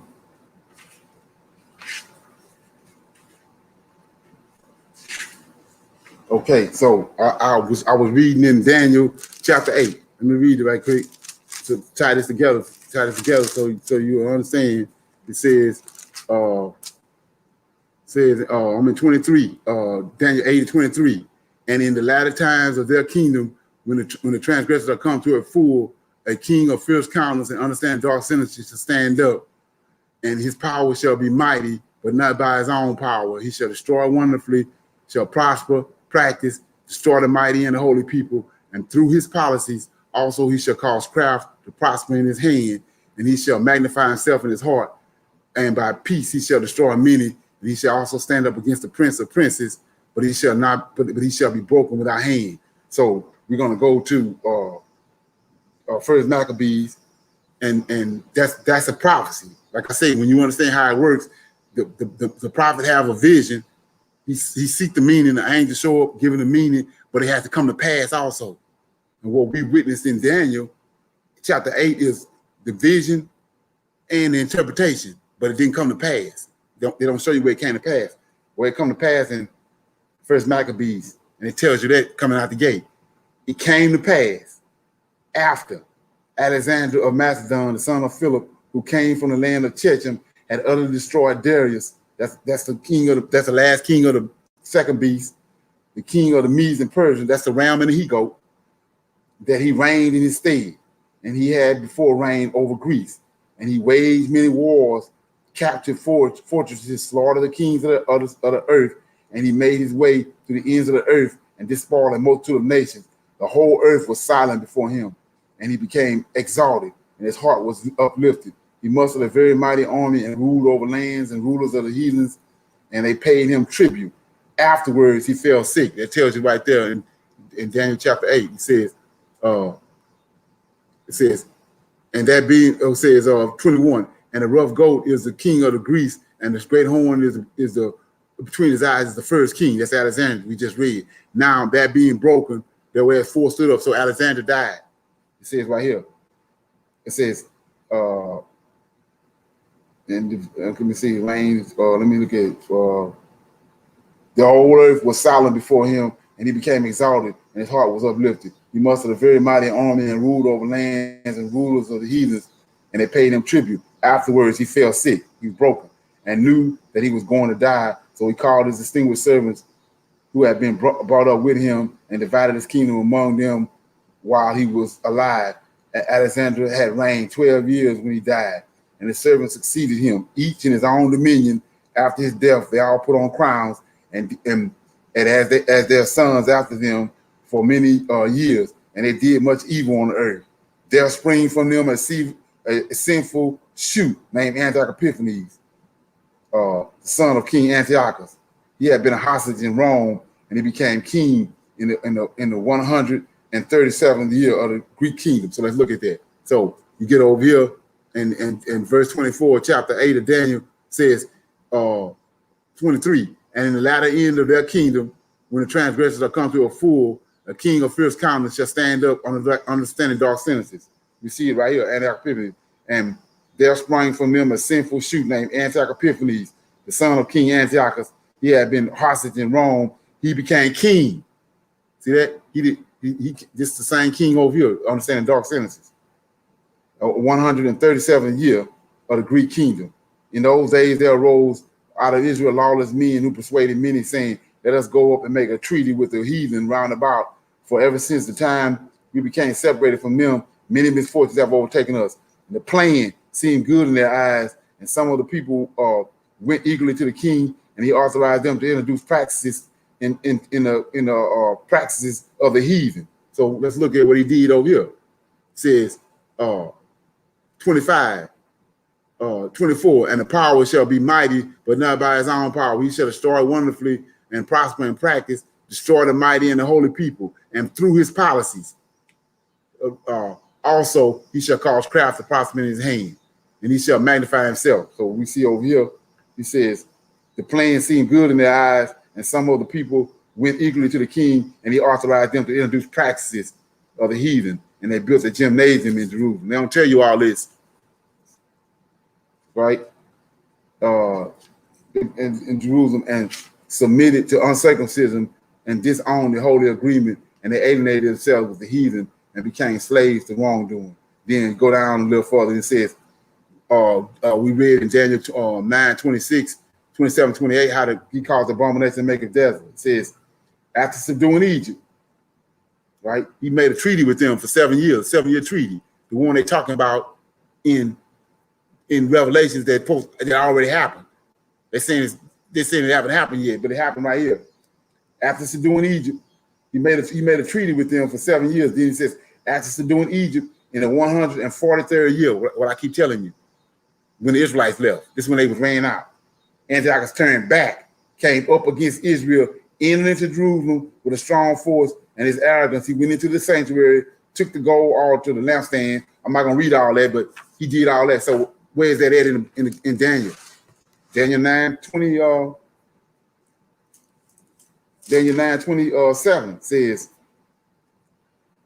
26. After 62 weeks shall the Messiah be cut off, but not for himself, and the people of the prince that shall come shall destroy the city and the sanctuary, and the end thereof shall be with a flood, and unto the end the wars and desolations, and he shall confirm the covenant with many for 1 week. That's 7 years. They're trying to tell you all this is going to happen in Revelations, but we see Antiochus Epiphanes done all this. That's why it's not in the book, because they don't want you to know that. It says that many for 1 week, and in the midst of the week, this is the same week they're talking about in Revelation. He shall cause he shall cause the sacrifices and the abomination to cease, and for the overspreading abomination he shall make it desolate. I just read that, and I'm gonna be through with this. So he says he went. It says he entered into Jerusalem in a strong force, and in his arrogance he went into the sanctuary and took the altar, the lampstand, and the light. All that already happened.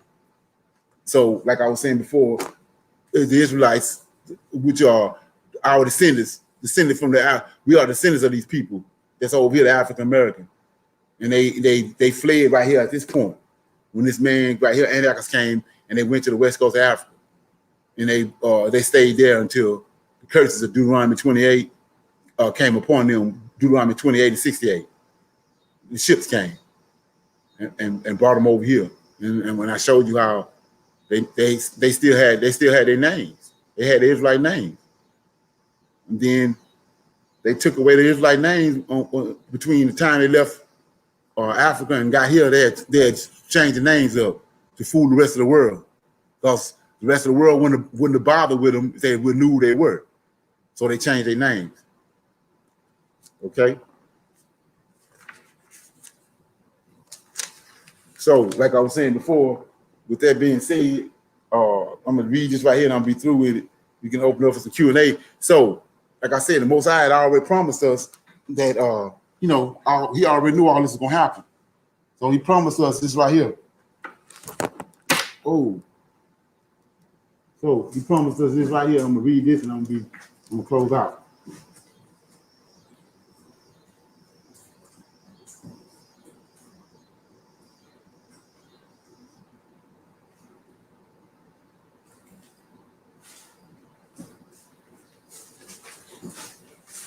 He said this right here.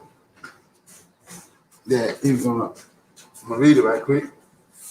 Like I say, a lot of people saw this, but it's for the people that don't know. He says, in that day will I raise up the tabernacle of David that has fallen, and close up the breaches thereof, and I will raise up his ruins, and I will build them as in the days of old. The days of old was back in the day when David existed. Right here. David King, right? So we see right here to show you where we at, in case you've been following with it. He done raised up the tabernacle of David. As we speak, here it is. He done raised it up. So what we witnessing is he's in the process of closing up the breaches. So how he closed the breaches up? He is a son given. David lineage and all that. You got to bring David lineage back. You got to, if you notice, it's desolate, like he said. And then when the time Antioch Epiphanes and on to now, it's desolate. Ain't nothing there. It's desolate. So he done raised it back up. And this right here, these images I'm showing you, 10 years old.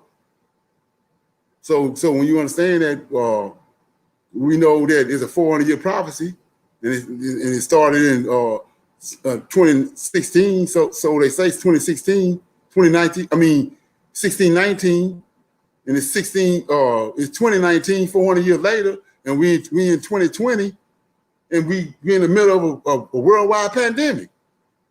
And then we got these David Tabernacle been raised. Who you think behind it? Flip Wilson. So anyway, we see that Mosiah is he on the move. He working. You know, and these episodes. You know, these episodes ain't just popping up out the blue. Just for the GP, all of a sudden in 2020. You know, the Most High on the move. You know, so let me read this here and then I'm gonna close out. You know, anybody have any questions? Let me read this here.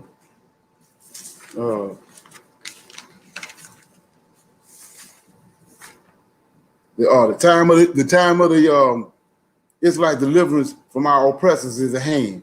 But in order for us to be delivered, we as Hebrew Israelites must search the scriptures of truth, the Old Testament, and find the Lord of hosts, our Redeemer, and we must call upon the same Lord that delivered our forefathers from the land of Egypt, the same Lord that delivered the Israelites from Babylon after 70 years.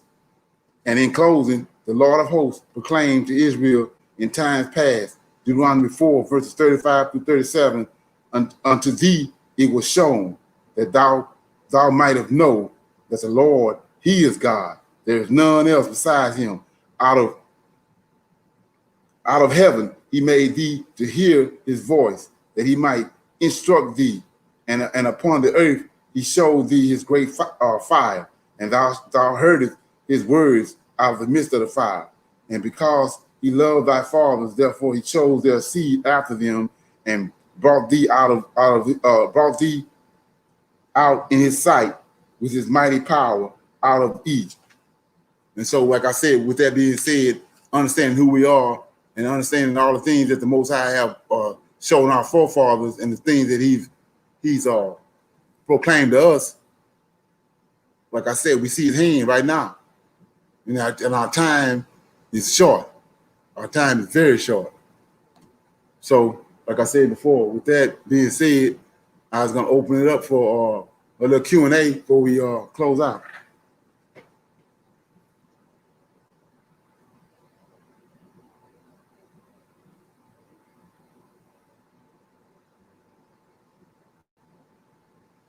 Okay. Shalom, shalom. Shalom. Okay, Leonard. So the most important thing I need to understand about 143 BC is that is the time that the true Israelites were ran out of their land and went to the west coast of Africa. Right.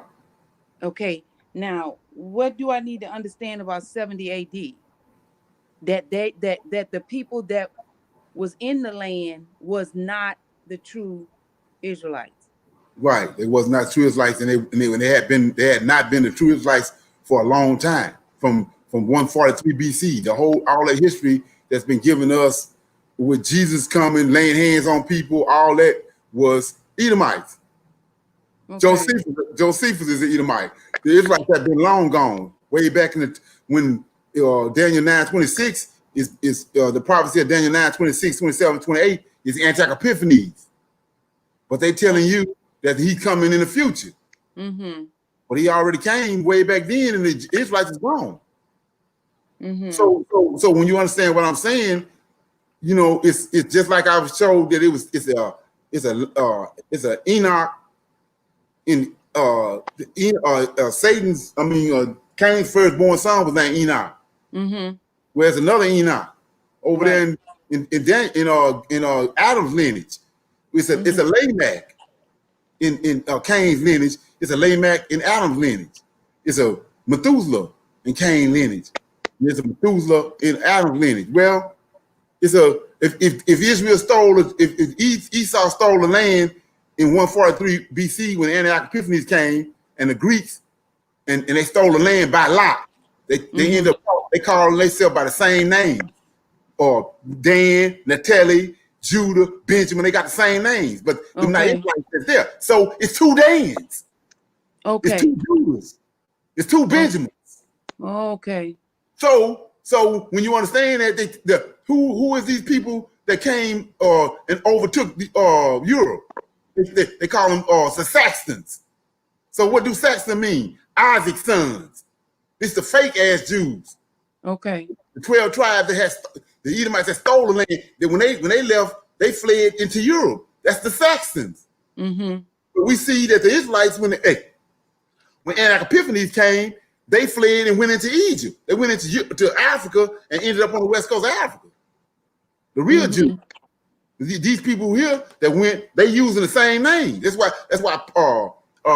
these 12 apostles is fake 12 apostles saying that I'm from the tribe of Benjamin and I'm from this tribe, that tribe. That's the fake tribe. They stole the land by lot. Okay. And then it's significant to understand that timeline, because if you don't understand that 70 AD came after 143, you would think that it's 70, 80, and it's going higher. But 143 BC happened before 70 AD. Right. That's AD. BC, before Christ. You know, yeah. But it was before the Common Era. Right. So you're coming down. You're coming from 143 down to 70 AD is after 143 BC. The 70 AD is more recent than the 143. Yeah. Right. Okay. Yeah. Okay. So you got to come down from that. Mm-hmm. Now, when you say a nation of fierce countenance, you referring to the nation of fierce countenance that's being run by the by Antioch Epiphanes or fierce countenance, right? The Greeks, right? The Greeks. Okay. They all got the same countenance. Like when I gave you the understanding of who the Hebrews is. It's two personalities that get you how you get the Hebrew Israelite. The first one was from Noah and Shem and Eber, which are the people that crossed over from the flood. That's one personality that's imposed on the Israelite, and then on the Hebrew Israelite, the other personality was Jacob when he wrestled with the Lord of hosts. Okay. And that's what we've been doing. That's how we ended over here. We wouldn't conform. We kept on striving with him. That's how we ended up over here. So it's the same thing with those people. Those Edomites. They take on the countenance of their leader. Yeah, their father. And they all got fierce countenance. They don't care. They don't care about the young or the old, or they come in and kill them because we saw how they sleep with their daughters and their sons, and they sleep with their mama. Doing that, and you go to Jubilees. Show you what they were doing before the flood. They had no sense of, they was doing it so much till they lost count on who was related to who, because they was all over the place. Okay, my last comment is, you read a scripture that says something like, they will not leave thee neither corn nor wine. What was that about? And Epiphanies, when he came, when you go to First Maccabees and Second Maccabees, he came and seized. He put Israel under. He seized the whole land. Okay. And so he had the people on the siege. Couldn't nobody go in and go out. And when they ran out of food, they started eating their children. Okay. That's how you know all that's lining up. And also, when like I said, when you understand what they did with the Old Testament and the New Testament was he said, we read in let me read it right quick. We read in Daniel right quick where he says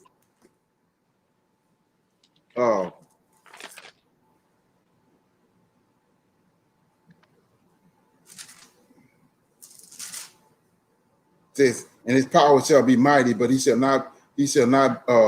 but not by his own power, and he shall destroy wonderfully. He shall practice and prosper and destroy the mighty and the holy people.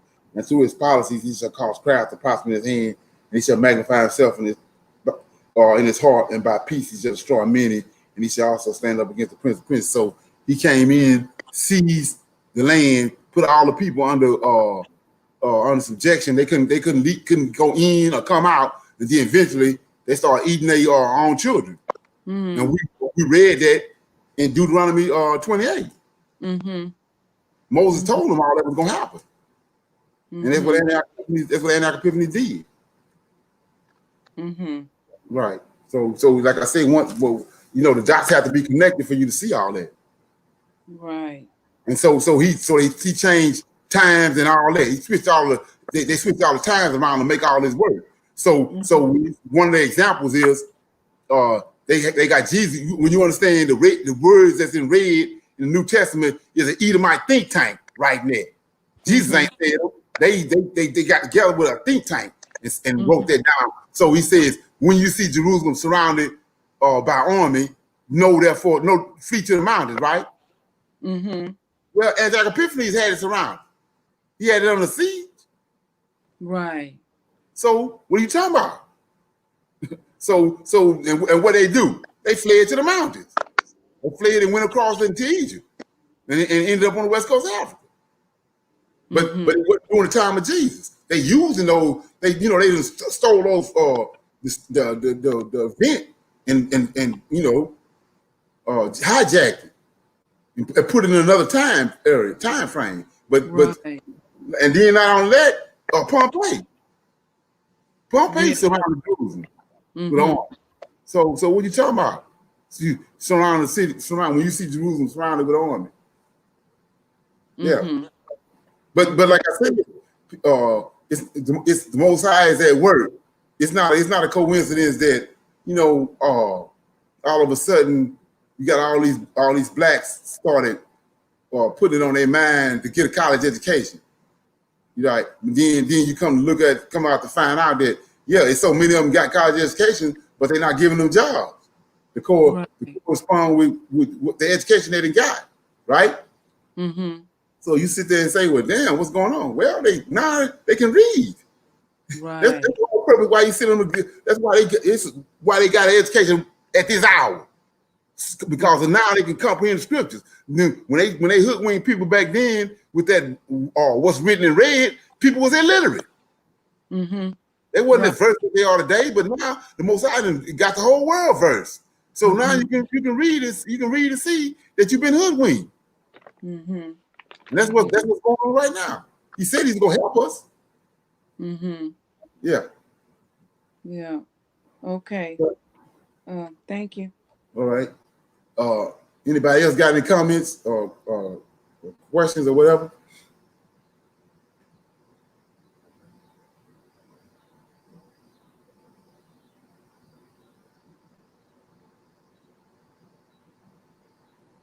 No more comments, questions? Ain't nothing in the chat room?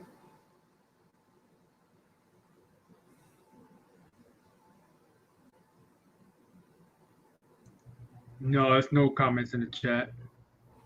Okay. So where we at? Okay. So with that being said, I mean, like I said, I wanted to make sure I get this on in the record book because it's a major part of getting an understanding of what's going on and understanding that where we at as the Israelites, because like I said, it's that's just the beginning of it. When you find out you're a Hebrew Israelite, we got a God that's over us, and He been hidden from us, and so then you understand that His prophecies on us that was prophesied to our forefathers 25 to 3,000 years ago, and they coming to pass right now in front of our faces, but we don't even know that they prophecies.